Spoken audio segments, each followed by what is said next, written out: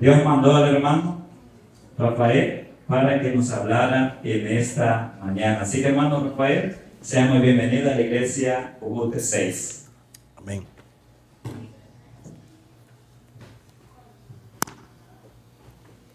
Hermanos, ¿cómo se sienten? En lo personal me siento feliz porque he venido a conocerlos. Quizá muchos hermanos ya me conocen por las redes sociales, pero para mí es un privilegio estar aquí con ustedes, hermanos. Para los hermanos que no me conocen, yo soy miembro activo de la Iglesia Adventista de la Esperanza Tecoluca. Es donde grabo mis videos, ahí es donde aparece un mural del santuario que yo lo he pintado. Yo soy artista plástico, yo pinto.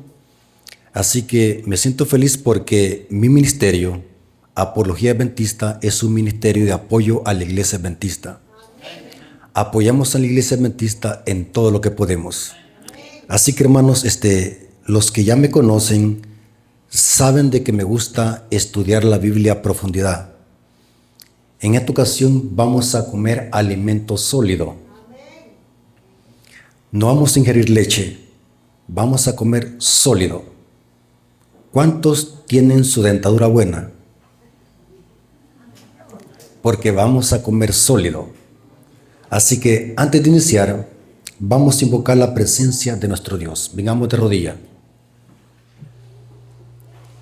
Bendito Señor que estás en el cielo, santificado sea tu nombre. Gracias, Señor, porque permites que tu pueblo se reúna para escuchar tu palabra. Bendice a tu siervo para que tu siervo pueda darse a explicar y que este tema pueda quedar claro y que podamos ver de que estamos viviendo en los últimos días de la profecía bíblica. Bendícelo, Señor, te lo suplicamos en el nombre de Jesús. Amén. Ok, hermanos, saben que la iglesia adventista es una iglesia profética. La iglesia adventista es una iglesia que se levantó en armonía con las profecías de Daniel y Apocalipsis. O sea que nuestro mensaje, ¿qué es? Profético. En los púlpitos adventistas, el platillo fuerte que tiene que predicarse son las profecías, dice la hermana Elena de White en el libro Testimonio para los Ministros, página 112. Dice que se necesita un estudio más detenido de la palabra de Dios, especialmente los libros de Daniel y Apocalipsis. Somos una iglesia profética y nuestro mensaje es 100% profético. Lastimosamente, y lo digo con respeto, para que no me vayan a malinterpretar, en muchos púlpitos adventistas se están predicando temas evangélicos que los podemos escuchar en cualquier iglesia protestante o católica. Nosotros como iglesia adventista hemos sido levantados para predicar ¿qué mensaje? ¿Los mensajes de qué? De los 3 ángeles. Yo sé que estoy predicando para una iglesia adventista del séptimo día. Por tanto, hablo como adventista del séptimo día porque soy adventista del séptimo día. Y conozco las creencias y la historia de la iglesia adventista mejor que nadie. Así que quiero que se concentren porque vamos a tener una clase de profecía bíblica. Vamos a ver dónde estamos ubicados en la profecía bíblica. ¿En qué parte de la profecía estamos? Muy importante eso. Quiero que iniciemos con Daniel capítulo 2, versículo 33. Daniel capítulo 2, versículo 33. ¿Cuántos han estudiado Daniel 2? Dios le dio un sueño a Nabucodonosor, el rey, de una imagen de ¿qué? Compuesta de varios metales. Esa imagen representaba que la historia de este mundo iba a ir de mal en peor. Pero es interesante que la última parte de la imagen el profeta Daniel divisó algo, que los pies de esa imagen, que por un tiempo la sostenía, era una mezcla extraña, era una mezcla ilícita, era una amalgama ilícita, porque el hierro con el barro no se puede mezclar. Hierro con hierro sí, pero hierro con barro es ilógico. ¿O cuántos creen de que se puede mezclar el hierro con el barro? Es imposible, por eso es que es una mezcla ilícita. Daniel 2:33. Sus piernas de hierro, sus pies en parte de hierro y en parte de barro cocido. Noten, dice barro cocido. Ahora, noten cómo dice el versículo 42. Daniel 2:42 dice: y por ser los dedos de los pies en parte de hierro y en parte de barro cocido, el reino será una parte fuerte, en una parte fuerte, y la otra parte que frágil. En esta mezcla iba a haber una parte fuerte y una parte frágil. Vamos a ver qué significa eso en profecía bíblica. Noten que esto se repite en los versículos 43 al 44. Daniel capítulo 2, versículos 43 al 44. Así como vistes el hierro mezclado con barro, noten que era una mezcla, se mezclarán por medio de alianzas humanas. Noten, alianzas humanas, no son alianzas divinas. Esta mezcla iba a ser ayudada por alianza que humana, no divina. Era el hombre que iba a sostener por un tiempo esta mezcla ilícita, pero no se unirán el uno con el otro. Es imposible. ¿Por qué? Porque aunque se aparenta una unión, esa unión no es consistente, porque el hierro y el barro no pueden unirse. Y noten, pero no se unirán el uno con el otro, como el hierro no se mezcla con el barro. Y en los días de estos reyes, el Dios del cielo levantará un reino que no será jamás destruido, ni será el reino dejado a otro pueblo. Se desmenuzará y consumirá a todos estos reinos, pero él permanecerá para siempre. ¿El qué? El reino eterno de Cristo permanecerá para siempre. Ahora, hermanos, estos temas son demasiado profundos. Yo solamente quiero que los espaciemos en qué representa la mezcla de hierro y barro. Según la profecía, ¿dónde estamos ubicados? En los pies de la imagen. Yo me voy a ir más adelante. Estamos ubicados en las uñas de la imagen, de los pies de la imagen. O sea, estamos viviendo en la última etapa de la historia, según la profecía de Daniel 2. O sea, Cristo está pronto, ¿por qué? Por venir. Noten, hermanos, según la profecía, estamos ubicados en los pies mezclados con hierro y barro. Ahora, ¿qué representa en profecía esta mezcla ilícita? Porque esta mezcla ilícita iba a existir hasta que Cristo venga y sea establecido su reino. Porque la piedra que golpea la imagen representa el reino eterno de Cristo. Profundicemos un poco más. Dice que este barro es barro ¿de qué? Barro cocido. Este barro que está mezclado con el hierro es barro cocido. ¿Qué representa el barro en profecía? Bíblicamente, ¿De qué fuimos hechos nosotros? Génesis capítulo 2, versículo 7. Hablando de la creación del hombre. Entonces Jehová Dios formó al hombre del polvo de la tierra y sopló en su nariz aliento de vida, y fue el hombre un nefesh, un ser viviente. Yo siempre le he dicho, hermanos, que la Biblia hay que entenderse por lógica. Saben de que yo tengo un dicho, y ese dicho lo aprendí de mis antepasados, que la cabeza no es solo para andar pelo, ¿es para qué? Para pensar. Lastimosamente muchos andamos la cabeza solamente para qué? Para andar pelo y para andar sombrero. No pensamos.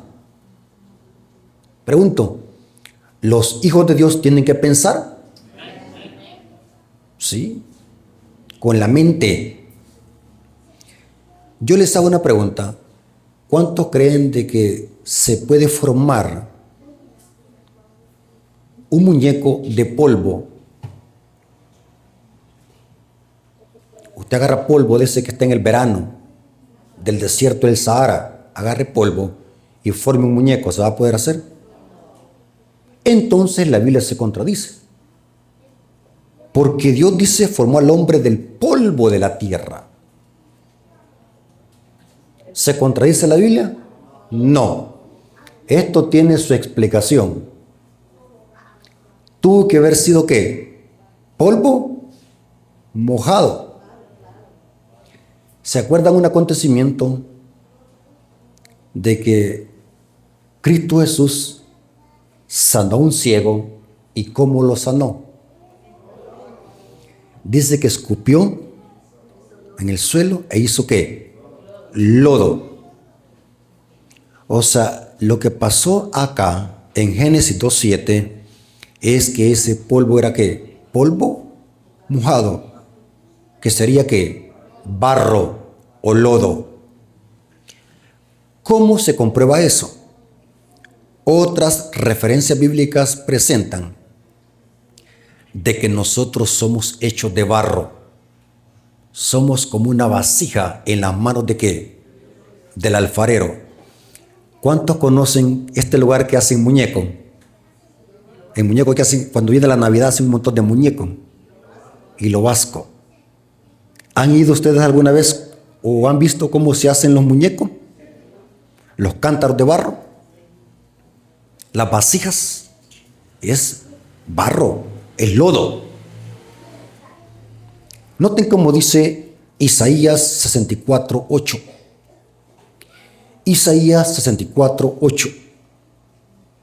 Ahora pues, Jehová, tú eres nuestro Padre, ¿y nosotros qué somos? ¿Qué somos nosotros? Barro. Y tú el que nos formaste. Así que obra de tus manos somos todos nosotros. Interesante. Dice que somos ¿qué?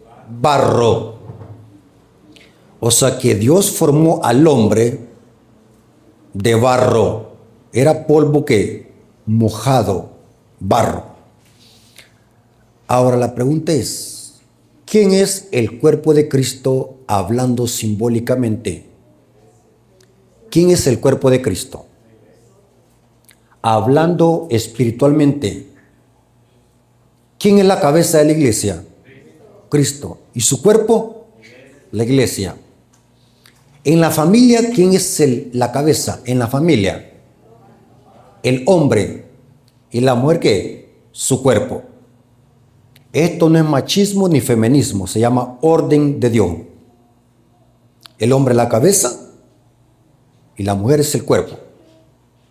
Dice Pablo, maridos, amad a vuestras mujeres, así como Cristo ama ¿qué? A su iglesia. O sea que el cuerpo espiritual de Cristo, ¿de qué está formado? De barro. Colosenses capítulo 1, versículo 18. Colosenses capítulo 1, versículo 18. Y Él es la cabeza del cuerpo que es la iglesia. El que es en el principio, el primogénito. Esta palabra primogénito es el protócocos, el que ocupa la preeminencia. El primogénito de entre los muertos, para que en todo tenga la preeminencia. El cuerpo espiritual de Cristo, que es la iglesia, está formado de barro. Somos barro. Ahora, ¿qué representa el barro en los pies de la imagen? Representa a la iglesia. ¿Y el hierro a quién representa? El poder civil de Roma. Porque el hierro de los pies viene ¿de qué? De la cuarta bestia, que es Roma, representado por el hierro en Daniel capítulo 7. O sea que los pies de hierro y barro representa el qué. Que la iglesia se iba a unir ¿con quién? Con el Estado. ¿Están conmigo, hermano? Era una amalgama, es una amalgama ilícita, porque la iglesia no tiene que unirse con el Estado. Pregunto, ¿qué dijo Cristo cuando estuvo en esta tierra? Da al César lo que es del César y a Dios lo que es de Dios. El barro no tiene que unirse con la política. Ambos reinos son buenos, pero separados. Da al César lo que es del César y a Dios lo que es de Dios. Yo explicaba en la lección de escuela sabática, porque yo también doy la lección de escuela sabática en mi canal. Yo explicaba que cuando hace falta un foco en la iglesia, vamos donde el alcalde a pedírselo. O donde Bukele, ¿verdad? Que vamos donde Bukele a pedirle un foco. Mire, señor presidente, nos hace falta un foco en la iglesia. Aquí tienen $10. ¿Hacemos eso en la iglesia? ¿Qué es lo que hacemos en la iglesia cuando falta algo? La misma hermandad se sostiene por sí misma. La iglesia no tiene que buscar la ayuda en ningún aspecto del poder civil. Tiene que estar separada de la política. Ni tampoco la política tiene que meter su mano peluda en la iglesia. ¿Qué pasara si el gobierno ayudara a la iglesia económicamente? Tuviese libre albedrío, ¿para qué? Para poder meterse en los asuntos de la iglesia. Por eso, hermanos, la iglesia tiene que estar separada de la política.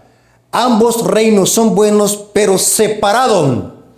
Da al César lo que es del César y a Dios lo que es de Dios. Dios ha puesto a César a gobernar en el mundo para castigar al malo. Dice Romanos capítulo 13. Dice que son para causar temor al que hace lo malo. César castiga acciones malas. César no puede castigar intenciones malas, porque no es esa la esfera de César. Pregunto, ¿César puede meterme preso por pensar algo malo? No. ¿Con quién me meto en problema al pensar algo malo? Con Dios. Pero César no me puede meter preso por pensar algo malo. ¿Cuándo es que César actúa? Cuando se hace una acción mala. ¿Estamos de acuerdo, hermano? Ahora, quiero que se concentren porque lo que viene es interesante. Estamos en los pies de la imagen. Y va a haber una unión ilícita. Esto lo corrobora el espíritu de profecía. ¿Cuántos aquí creen en el ministerio profético de Elena de White? Saben de que siempre que voy a una iglesia adventista por primera vez pregunto esto, porque hay hermanos que no creen en el don de profecía. Yo le llamo adventistas católicos. Porque un adventista genuino acepta el don de profecía manifestado en Elena de White. Ese es otro tema que tengo en mi canal. En Guatemala les voy a dar un tema sólido, que los hermanos les dio este escalofrío, porque no sabían eso cuando les prediqué eso. Que el dragón está en la iglesia. El ataque a los profetas, ¿de dónde vino? Desde adentro. Busquen en mi canal el dragón en la iglesia. Lo fui a dar allá a Guatemala en Jutiapa, el Progreso. Tremendo seminario que voy a dar allá. Ahora, noten cómo dice el espíritu de profecía, hablando de lo que significa la mezcla de hierro y barro.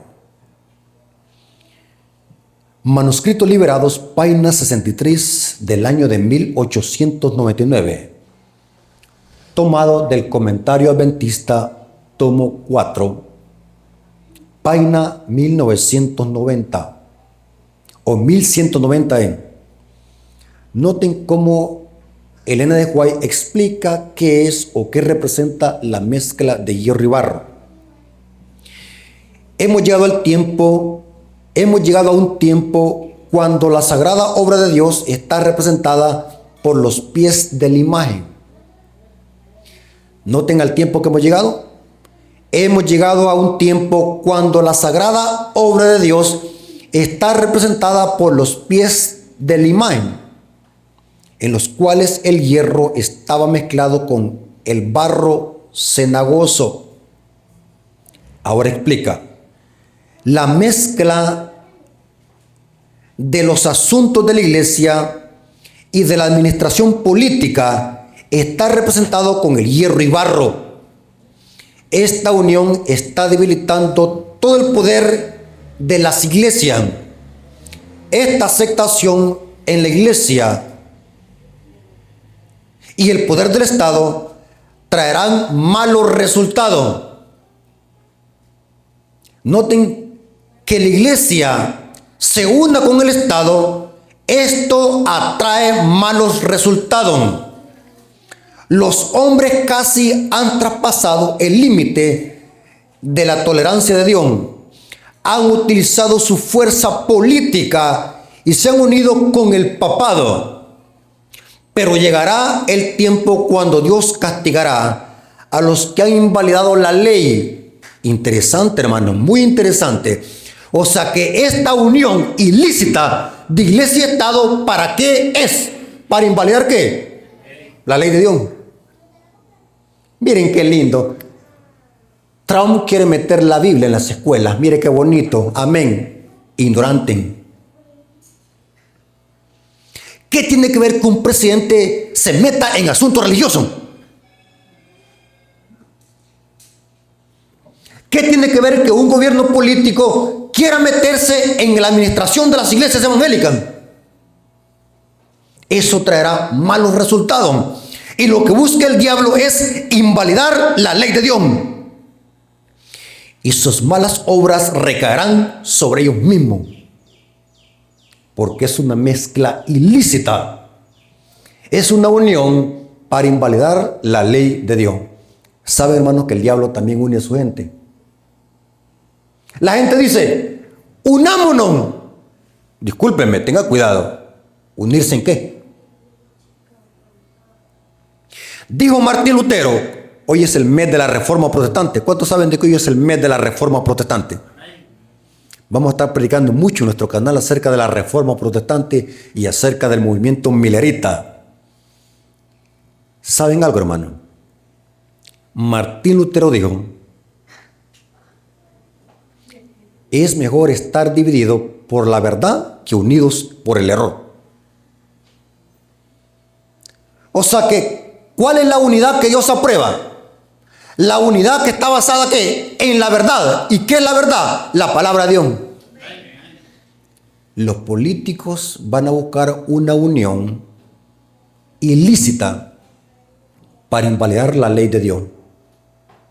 Es una unión impía, es una coalición impía del diablo. Noten cómo dice Desabato a la gente, página 776, párrafo 4. Esta cita está tomada del apéndice del libro Desato a la gente, página 776, párrafo 4. Ha sido el objeto de estudio y esfuerzo de Satanás unir a la iglesia y el Estado desde el principio. ¿Quién está detrás de esa unión ilícita entre hierro y barro? ¿Quién está detrás de eso? El diablo. Noten, ha sido el objeto de estudio y esfuerzo de Satanás unir a la iglesia y el Estado desde el principio. Separados son útiles y valiosos. ¿Cuánto creen de que si no tuviéramos leyes terrenales, cómo fuese el mundo? Un caos. A pesar de que hay leyes, hay corruptos. Imaginémoslo que no existieran leyes, fuera un caos. ¿Qué pasara si en la capital no hubiesen semáforo? ¿Qué hubiese, hermano? Esa fuera que matanza todos los días. Y eso es que a pesar de que hay semáforos, como hay accidentes, ¿ven ustedes la noticia? Las leyes son buenas, terrenales, pero separadas de la iglesia. Noten, separados son útiles y valiosos para la vida del mundo. Unidos vienen a ser un veneno mortífero, tanto para el cuerpo político como para el cuerpo eclesiástico.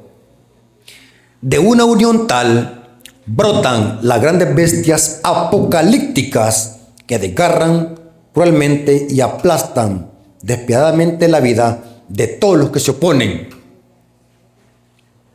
¿Saben qué es lo que pasó en los tiempos de Cristo, hermano? ¿Saben de que la iglesia adventista, yo amo a la iglesia adventista?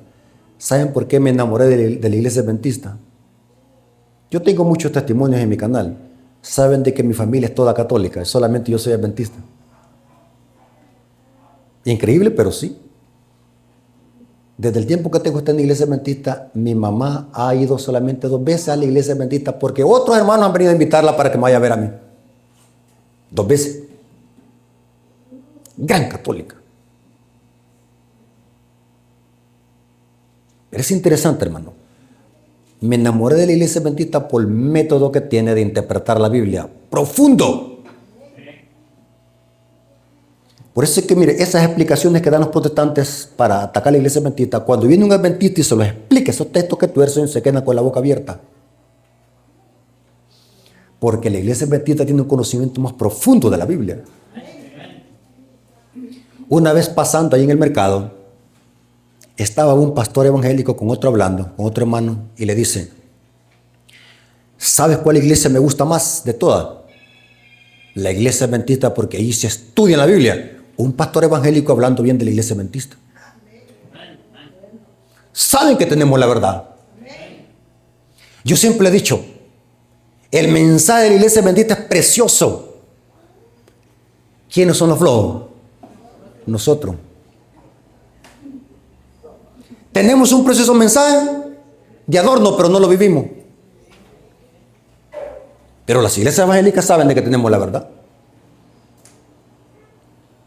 ¿Qué es lo que pasó en los tiempos de Cristo? ¿Saben cómo los judíos mataron a Cristo?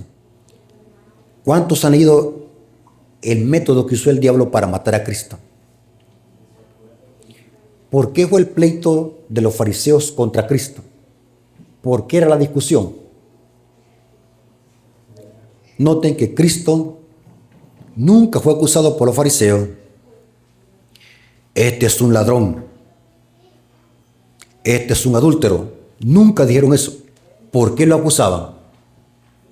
Supuestamente por quebrantar ¿qué? El sábado. Los fariseos nunca dijeron: este es un idólatra. Nunca dijeron: este es un codicioso o este es un chismoso. ¿Por qué lo acusaban? Por supuestamente quebrantar ¿qué? El sábado. El pleito de los fariseos contra Cristo era por el 4º mandamiento. ¿Cuántos creen que Cristo quebrantaba el sábado? ¿Lo quebrantaba? No. ¿Quiénes decían eso? Los fariseos. Porque los fariseos creían de que hacer obras de misericordia era quebrantar el sábado, según la tradición de ellos. Los fariseos, al ver que no podían detener el mensaje que Cristo predicaba, ¿qué es lo que hicieron los fariseos al fin? Usaron un método. Saben de que en los tiempos de Cristo, eso lo corrobora Flavio Josefo y lo corrobora Elena de White en el Deseo de toda la gente. Los judíos estaban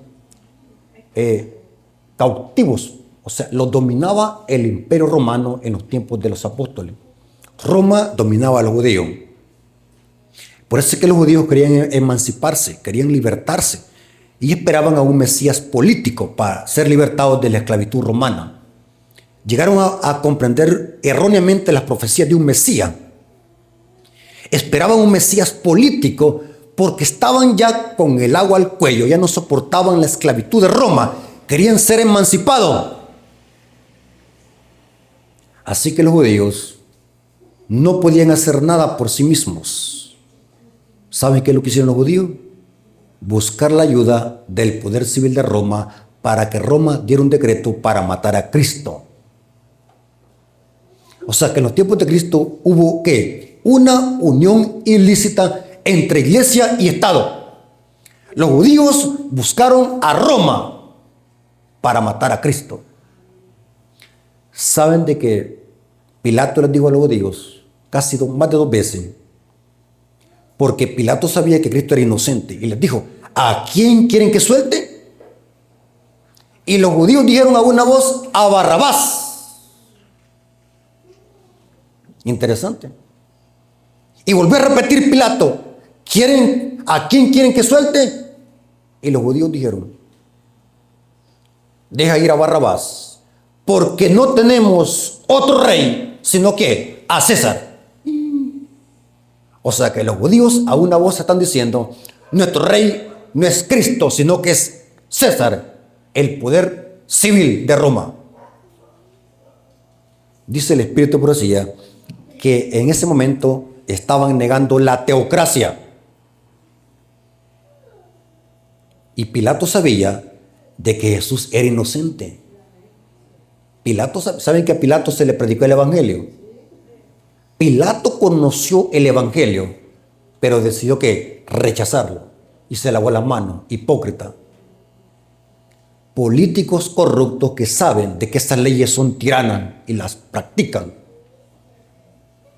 Terrible, hermano. Saben de que a Cristo se le hizo un juicio político. Primero se le hizo un juicio religioso y después un juicio político. Los fariseos lo llevaron al Sanedrín a interrogarlo. Y después lo llevaron ¿donde quién? Donde Poncio Pilato. Hubo una amalgama. Noten cómo dice el Salmos 2. Hermanos, el diablo une a su gente. Salmos capítulo 2.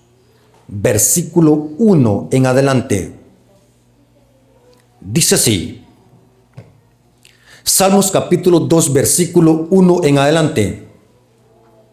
¿Por qué se amotinan las gentes y los pueblos piensan cosas vanas? Se levantarán reyes de la tierra. Príncipes, ¿qué? ¿Cómo van a consultar? Unidos ¿contra quién? Contra Jehová y contra su ungido, diciendo, rompamos sus ligaduras y echemos de nosotros sus cuerdas. El que mora en los cielos se reirá, el Señor se burlará de ello. Esto se cumplió exactamente en los tiempos de Cristo, cuando los judíos buscaron la ayuda del poder civil de Roma para matar a Cristo. ¿Saben qué es lo que pasó durante la Edad Media? ¿Cuántos han escuchado el nombre que es un mal nombre? La Santa Inquisición. Es un mal nombre porque de santa no tenía nada. ¿Cómo se torturaban los cristianos? ¿Cómo se aserraban? Se partían en 2 las mujeres. Se les cortaban los pechos a las mujeres y se arrastraban en la calle. Se empalaban el empalamiento, que por ética no puedo mencionar qué es eso. Pero ustedes busquen en internet métodos de tortura de Roma, del catolicismo romano durante la Edad Media. Pero ¿qué hizo la Iglesia Católica durante la Edad Media para matar a los cristianos? Buscó también la ayuda del poder civil de Francia. ¿Saben de que los sacerdotes católicos solamente decían, maten a ese hereje? Ellos solamente hablaban y el poder civil que los iba a ¿qué? A capturar. Cómo la iglesia sufrió durante la Edad Media, los valdenses, los albigenses, los hugonotes y los cuáqueros. Cómo sufrieron bajo el periodo de la persecución papal durante la Edad Media. Pero ¿cómo fue eso? La iglesia también buscó la ayuda del poder civil para perseguir a la iglesia. Siempre ha sido así. El diablo ha usado este método, unir a la iglesia con el Estado para perseguir al pueblo de Dios. Saben de que la historia se va a volver a repetir. Saben que según la Biblia, la separación de iglesia y Estado va a terminar. ¿Dónde se va a levantar la persecución? ¿Dónde va a iniciar la marca de la bestia? ¿Dónde va a iniciar según la profecía? En una nación que sus bases son la separación de iglesia y Estado, según su constitución política, la segunda enmienda de la constitución política de esta nación. ¿Cuál es? Los Estados Unidos de Norteamérica. Saben de que hay un capítulo que se llama Los Estados Unidos en la profecía, en el conflicto de los siglos, donde habla de que el secreto del poder de esta nación es la separación de iglesia y Estado. Dios bendijo a esta nación porque esta nación abrió las puertas a la iglesia a nuestros peregrinos que venían huyendo de las persecuciones medievales de parte del papado. Fue esta nación donde se levantó la iglesia adventista. Fue esta nación donde también se levantó el protestantismo. Porque esta nación cree en la separación de iglesia y Estado según la constitución política. Por eso, hermanos, Estados Unidos cree en un gobierno, en una iglesia sin papa y un Estado sin rey. Diferente a las monarquías de Europa. Estados Unidos es un país protestante. ¿Cuántos han visto la noticia? Cómo Donald Trump tiene apoyo de quiénes. ¿Quiénes son los que más apoyan a Donald Trump? Hace poco fue el sepelio de Charles Kirk. ¿Saben? Se reunieron en el estadio de Arizona más de 100,000 protestantes. Entre ellos pastores protestantes. O sea, cada día vemos cómo la iglesia está buscando la ayuda del poder civil. Y esto va a grandes rasgos. Cómo la separación de iglesia y Estado se está derribando en Estados Unidos de Norteamérica. Y no quiero meterle ningún miedo, hermanos. Los hermanos que viven en Estados Unidos. Se viene una ola terrible. Se viene algo terrible en esta nación. Las cosas se van a poner críticas en esta nación. Por eso es que dice el N. White, hoy que hay tiempo, escapen para el campo. Y miren, muchos hermanos para allá, solo para allá buscan. Y se van para allá a ponerse bolo. ¿No buscan por otro lugar? Estamos predicando, Cristo viene por segunda vez. Y ya a encontrar la marca de la bestia van. Las cosas se están poniendo color de hormiga en esta nación. Varias veces y repetidas veces Donald Trump ha dicho que quiere devolverle el poder a la iglesia. Este viejito sabe lo que dice. Este señor no es ignorante, sabe de qué habla. ¿Cuántos creen de que la profecía se va a cumplir al pie de la letra? No sabemos si qué gobierno va a ser. Pero según la profecía, estamos cerca de esto. Por eso, hermanos, yo invito a los adventistas que estos temas tenemos que conocerlos perfectamente. porque esto va a pasar. La historia se va a volver a repetir. ¿Dónde dice eso? Tomen sus Biblias, Apocalipsis 13, versículo 3 al 4. Apocalipsis capítulo 13, versículo 3 al 4. Hablando de la bestia, de esta bestia acuática. Pregunta, hermanos, ¿quién es la bestia de Apocalipsis 13, la primera bestia? Por las características, ¿a quién simboliza? ¿Al sistema qué? Papal. ¿Y la segunda bestia a quién simboliza? A Estados Unidos de Norteamérica. Pero noten cómo dice Apocalipsis 13, versículo 3 al 4. Noten que en la profecía estamos también acá. Vi una de sus cabezas como herida de muerte, pero su herida mortal fue sanada. O sea, que la mezcla de hierro y barro es lo mismo que el cuerno pequeño y la bestia de Apocalipsis 13. En Daniel 7, a la mezcla de hierro y barro es el cuerno pequeño, el papado. Y en Daniel 2, la mezcla de hierro y barro representa también al papado. Es el mismo, la unión de iglesia y Estado, porque eso fue lo que dio luz al papado, la mezcla entre iglesia y paganismo. Pero noten cómo dice que la bestia iba a sufrir una herida de muerte. ¿Pero qué es lo que va a pasar? Pero su herida mortal fue sanada.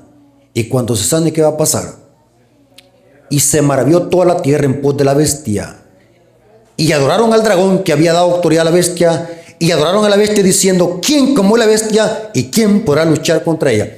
O sea, cuando esto suceda, cuando se le sane la herida de muerte a esta bestia, ¿quiénes la van a apoyar? Todos los moradores ¿de qué? De la tierra.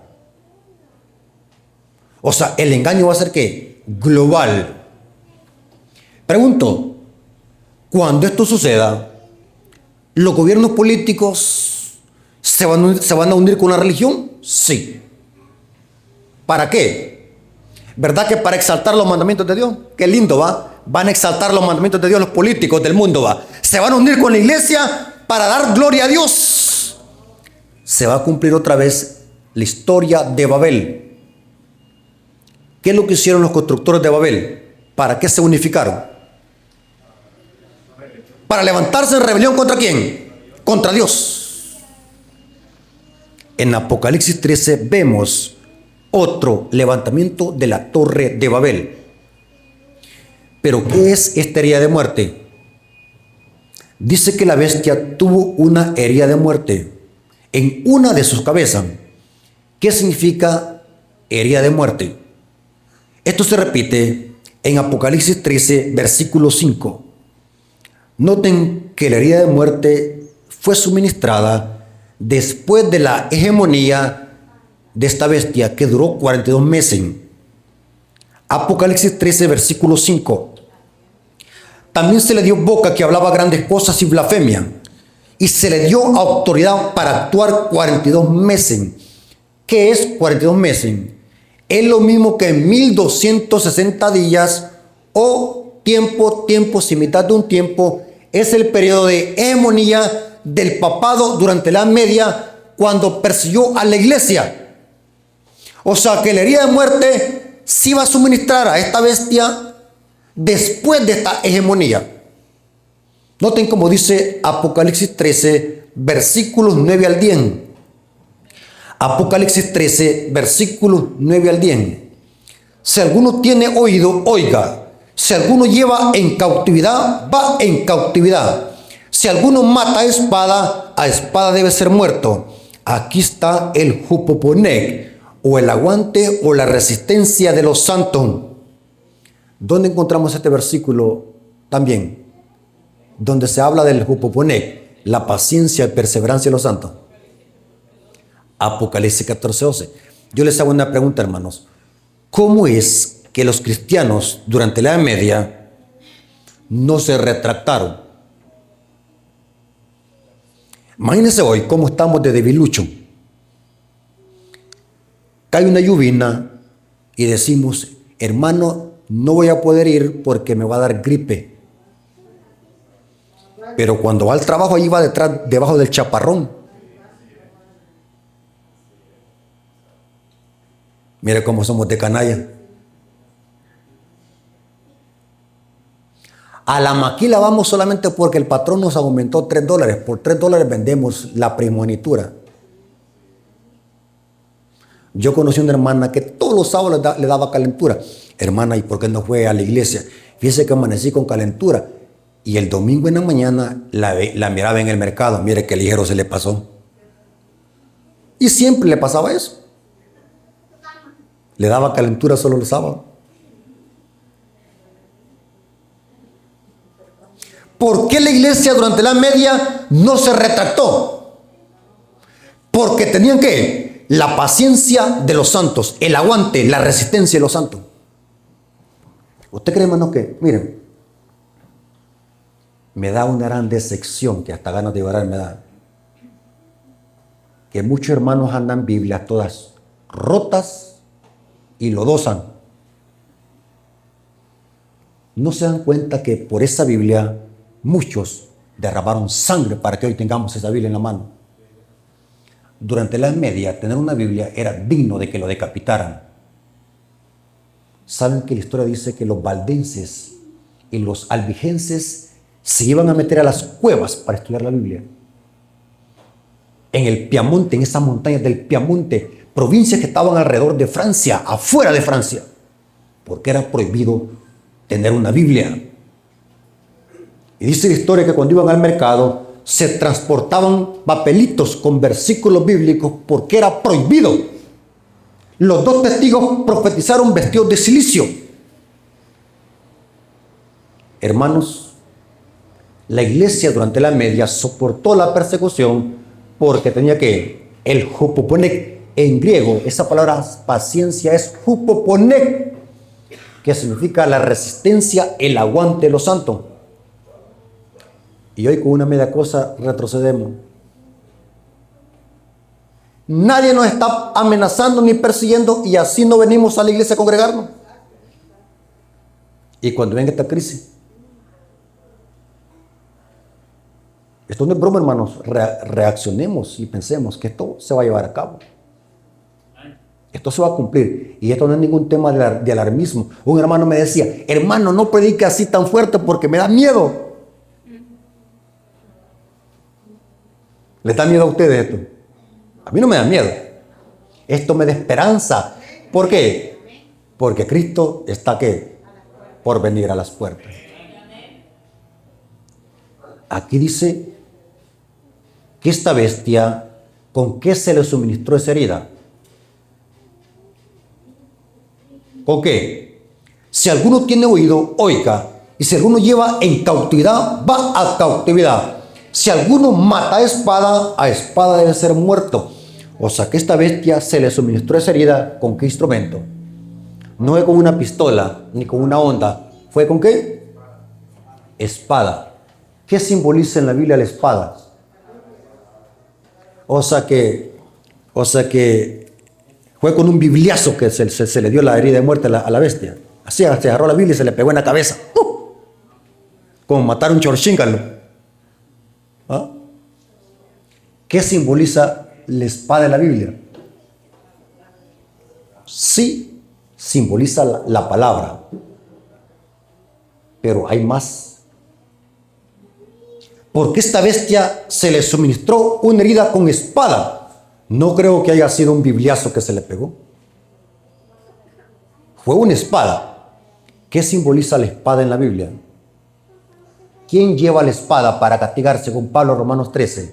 Porque no en vano llevan ¿qué? La espada. O sea que acá la espada representa el poder civil. La bestia mataba usando al poder civil. Significa que el poder civil se le volcó encima. ¿Quién fue el que le suministró la herida de muerte a esta bestia? ¿Qué nación o qué poder le dio una herida de muerte a esta bestia en la historia? La Revolución Francesa. ¿Saben qué dice la historia? Hasta la historia secular. Noten, el Vaticano jamás olvidará lo que Francia le hizo al Vaticano, matarle un papa.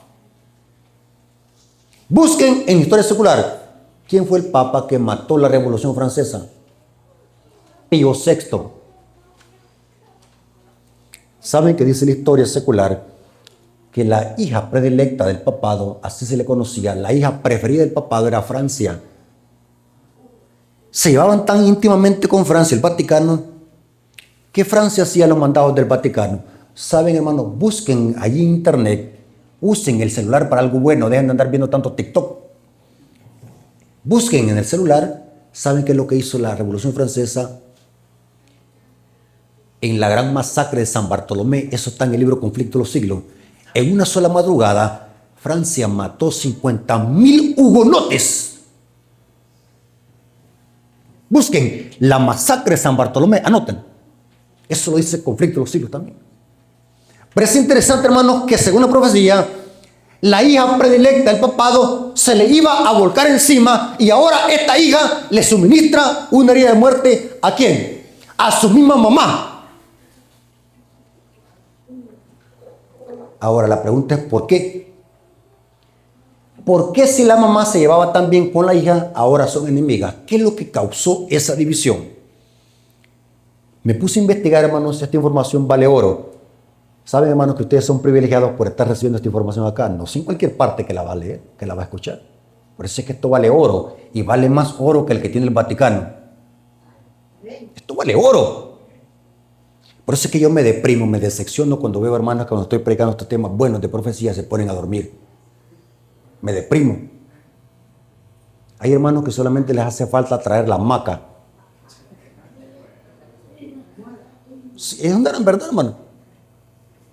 Me deprimo. Cuando estos mensajes debemos de estar atentos porque estos mensajes valen oro. Esta información que conseguí la tomé del libro Las profecías del fin del pastor Franz Randel. Noten por qué dice que Francia tuvo que matar a un papa. ¿Qué es lo que pasó con esta relación? ¿Qué es lo que llevó a la ruptura de esta relación del Vaticano con Francia? Dice así. En el año de 1791, noten que la herida de muerte fue en el año de 1798. Dice la historia que estaba el Papa Pío VI celebrando su 23º aniversario de pontificio en la Basílica de San Pedro. O sea, era una noche que estaban celebrando. Dice que el ejército francés entró y botó con hacha la gran puerta de la Basílica de San Pedro. Dice que Napoleón Bonaparte comandó al general Alexandre Beltier y Beltier comandó a otro llamado Haller para que el ejército francés botara con hacha la gran puerta de la Basílica de San Pedro y fue llevado prisionero el Papa Pío VI a Francia y un año después murió en cautiverio, tal como dice la profecía. Pero la pregunta es ¿por qué? ¿Qué es lo que llevó esa ruptura? ¿Qué es lo que hizo el Papa para que fuese llevado cautivo por Francia?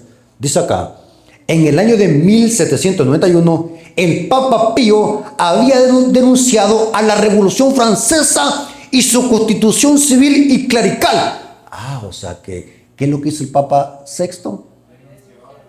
Había atacado la Revolución Francesa en el año de 1790 y también había participado en la primera coalición de poderes europeos para ayudar a destruir la Revolución Francesa. Miren que andaba metido este muchacho. Andaba metido en un bloque para derrocar la Revolución Francesa. ¿Y qué es lo que dijo Napoleón Bonaparte? Esto no me gusta. Démosle un golpe al catolicismo romano en Francia y otro démoslo en Roma. Meterse con la Revolución Francesa, por eso que dice Apocalipsis 11, de que hubo un gran terremoto y por ese terremoto murieron como 7,000 personas. Es una profecía para hablar del poder con que se levantó la Revolución Francesa como un terremoto, poder de la Revolución Francesa. El ateísmo militante, el comunismo ateo, tiene sus raíces oficiales en la Revolución Francesa. Lea un capítulo que se llama La Biblia y la Revolución Francesa en el conflicto de los siglos. La bestia que sube al abismo le hará guerra a los dos testigos. Así como el papado persiguió a la iglesia durante la Edad Media, ahora viene de Francia y se levanta haciéndole guerra a la Biblia.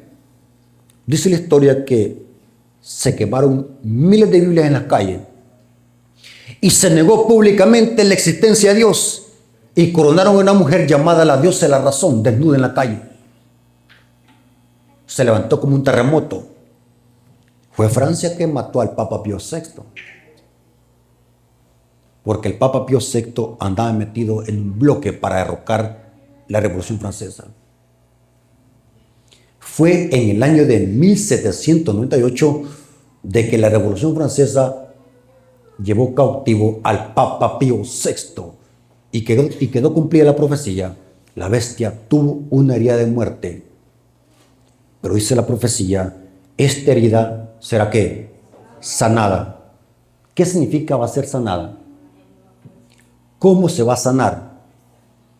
¿Quién le va a ayudar a sanar? Por allá hay una profecía errónea de los grupos disidentes. Yo creo que esta profecía la patrocina Hugo Gambetta. Son errores teológicos. Hugo Gambetta tiene muchos errores teológicos, como esa profecía de los 7 papas y de 1929, todo eso, erróneos, interpretaciones contrarias a la Biblia y al espíritu de profecía.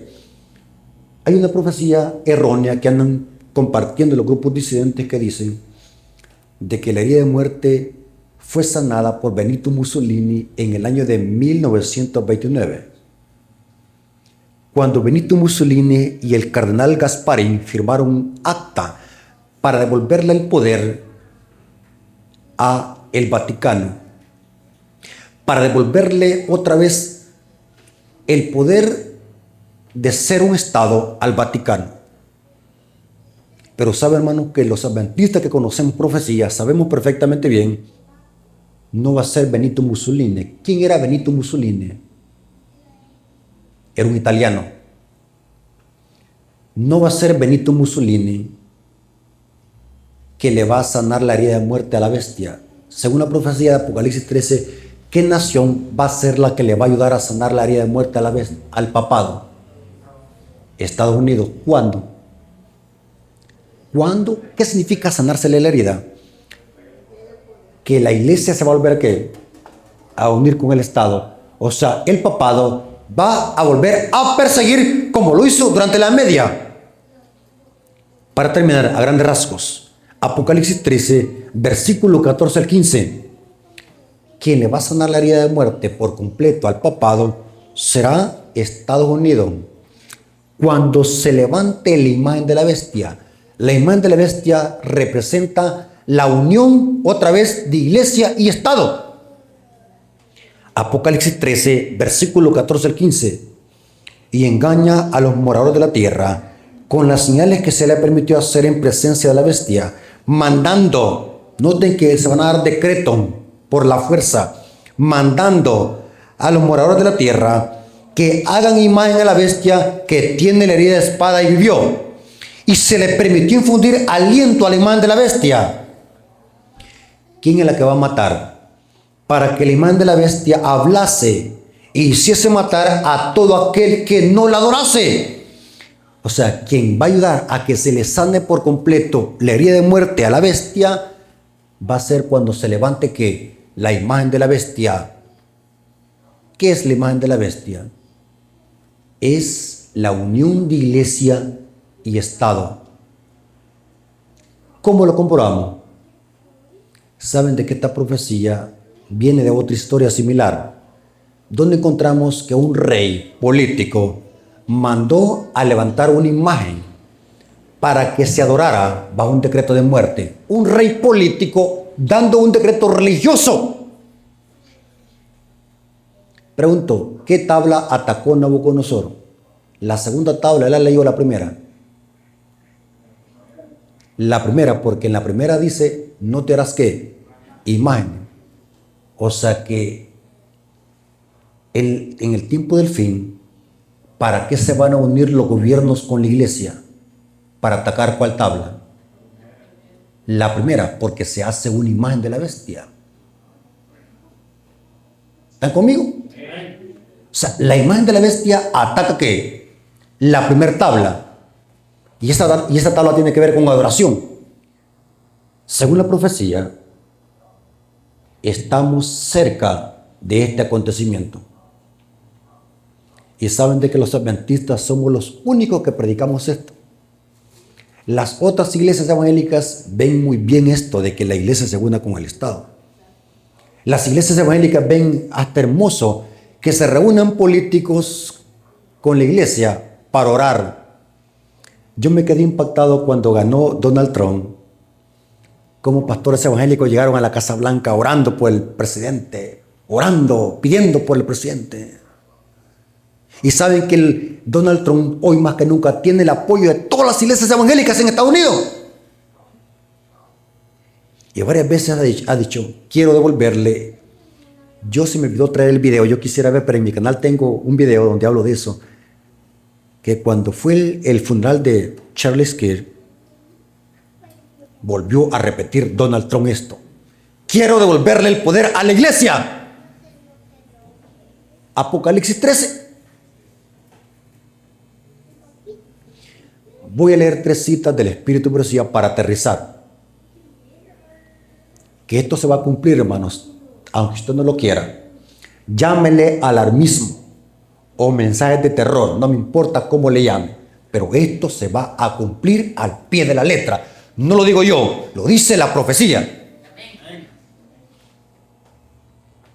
Conflicto de los siglos, página 439, párrafo 3. Conflicto de los siglos, página 439, párrafo 3. O sea que se va a volver a cumplir la mezcla de hierro y barro. Porque estamos ahí.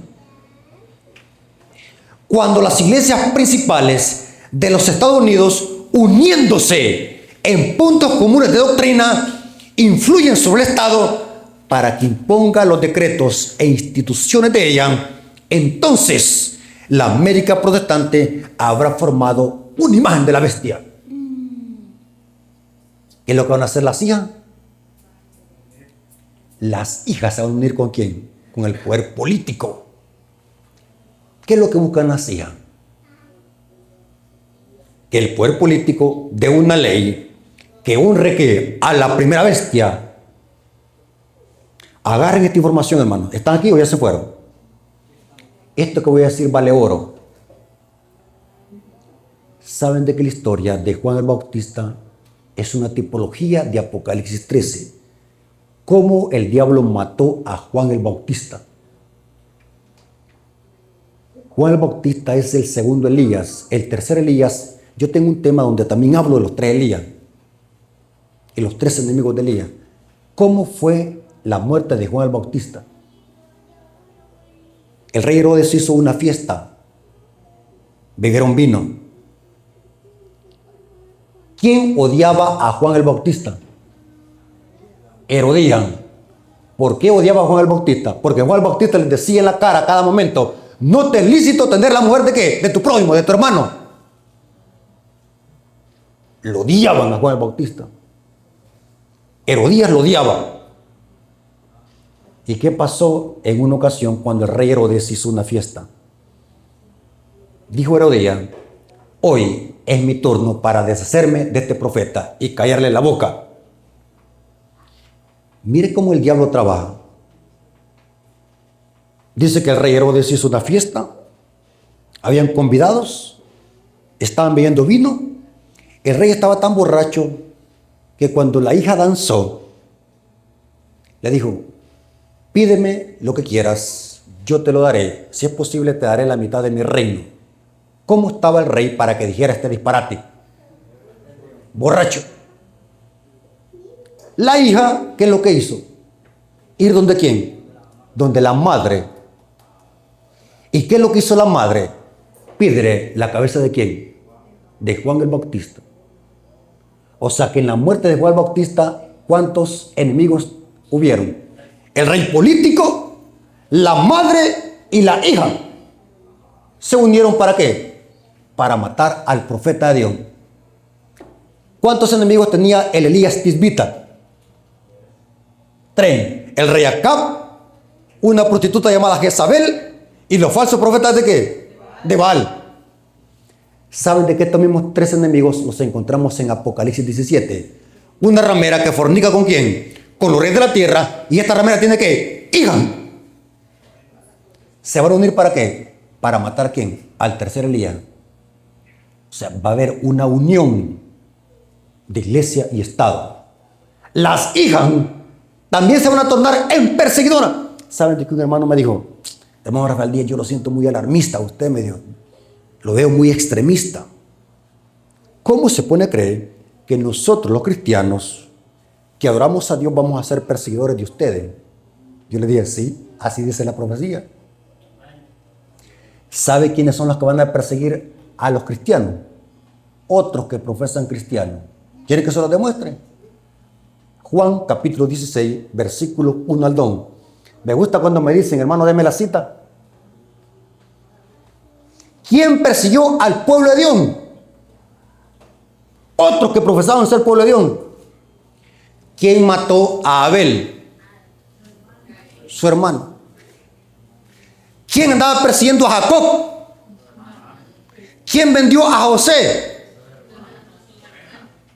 ¿Quién odiaba a los profetas? ¿Y quién odiaba a Cristo? A los hijos vino, los hijos que... Interesante. Juan capítulo 16, versículo 1 al 3.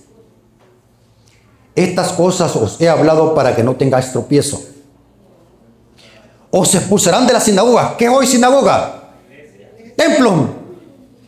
Y aún viene la hora que cuando quiera, por cualquiera que os mate, pensará que rinde servicio a Dios. ¿Saben que la Iglesia Católica en nombre de quién mataba? En nombre de Dios. Terrible. Pablo también, el Saulo de Tarso. Muy buen ejemplo ese también. Y harán esto porque no conocen al Padre ni a mí. La imagen de la bestia representa la unión de iglesia y Estado. Las hijas se van a tornar en perseguidoras. Conflicto de los siglos, página 438, párrafo 1. Cuando la iglesia primitiva se corrompió al apartarse de la sencillez del evangelio y al aceptar costumbres y ritos del paganismo, perdió el espíritu y el poder de Dios. Y para dominar las conciencias buscó el apoyo del poder civil. Terrible, hermano. El resultado fue el papado. Es decir, una iglesia que dominaba al poder del Estado y se servía de él para promover sus propios fines, especialmente de extirpar a los herejes. Para que los Estados Unidos, noten ahora cómo ella lo concuerda, para que los Estados Unidos formen una imagen de la bestia, el poder religioso debe dominar de tal manera que el gobierno civil, que la autoridad del Estado sea empleada también por la iglesia para cumplir sus fines. En otras palabras, quienes van a forzar al Estado para que dé una ley contraria a la ley de Dios. ¿Sabe, hermano, que la marca de la bestia, los adventistas hemos enseñado que la marca de la bestia tiene que ver con la ley dominical? Pregunto, ¿la ley dominical cuál tabla ataca? La primera. O sea que el diablo odia los mandamientos de la primera tabla porque tienen que ver con la adoración. Para terminar esta cita, le he dejado con broche de oro. ¿Saben, hermanos, que los gobiernos políticos que hoy son como cordero van a actuar como dragón?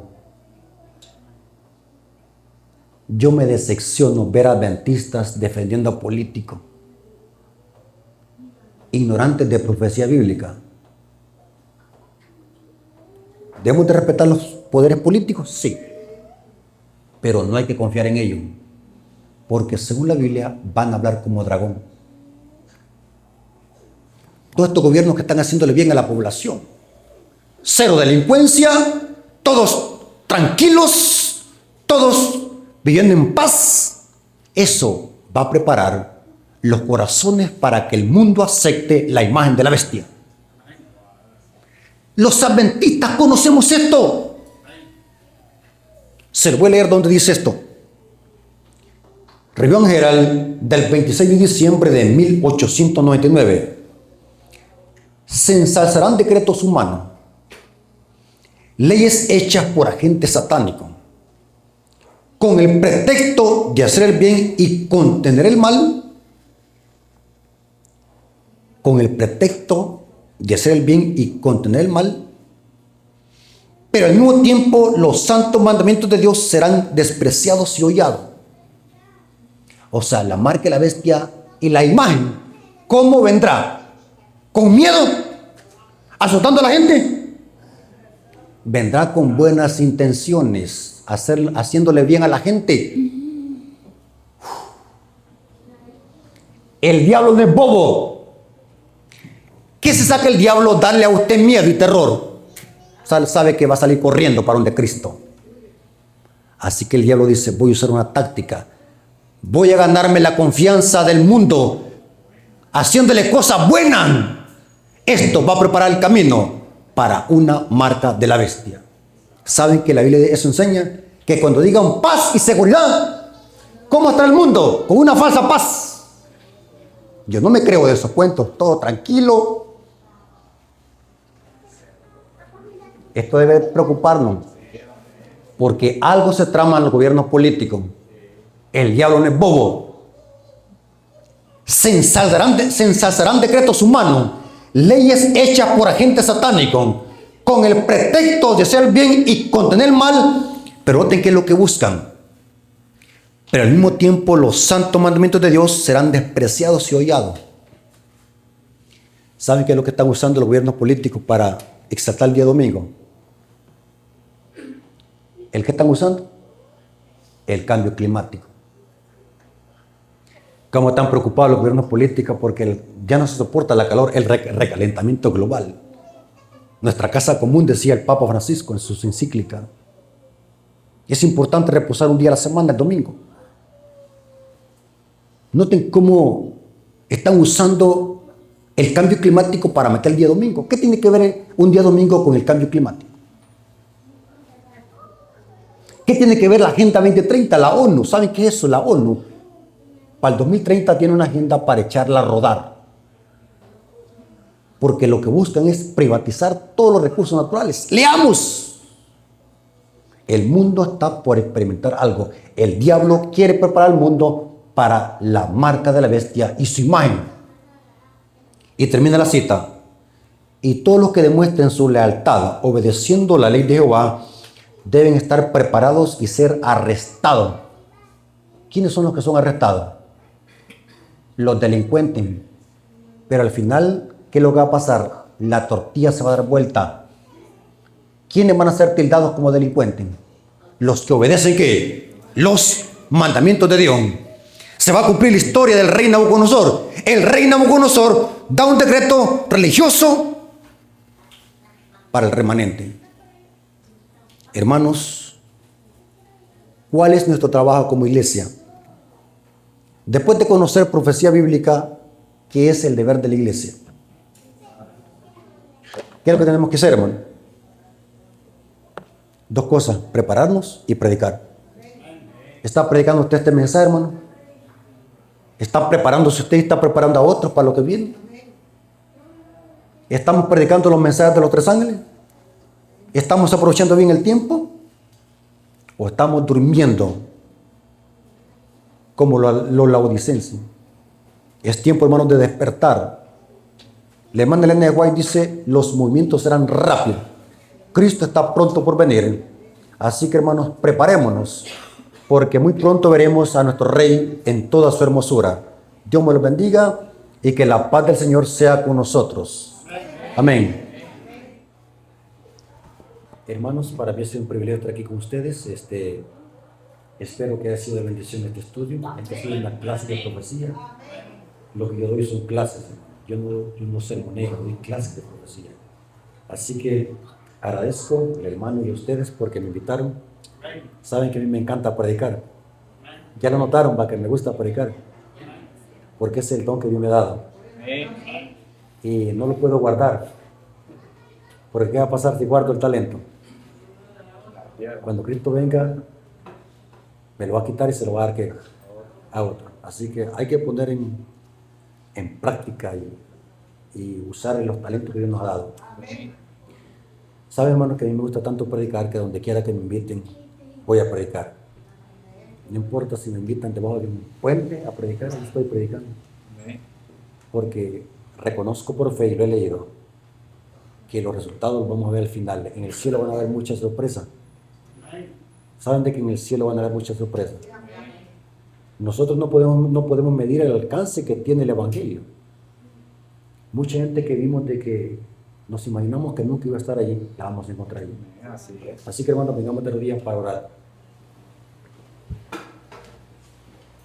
Bendito Señor que estás en el cielo, santificado sea tu nombre. Te agradecemos por tu palabra, por esta profecía de Daniel Apocalipsis. Gracias porque permitiste que conociéramos estos mensajes que son de aliento y esperanza para tu pueblo. Bendice la iglesia adventista número 6 de Cojutepeque. Y gracias porque tienes hijos tuyos aquí en esta iglesia que aman y predican la verdad presente. Te lo agradecemos en el nombre de Jesús. Amén. Dios me lo bendiga, hermanos.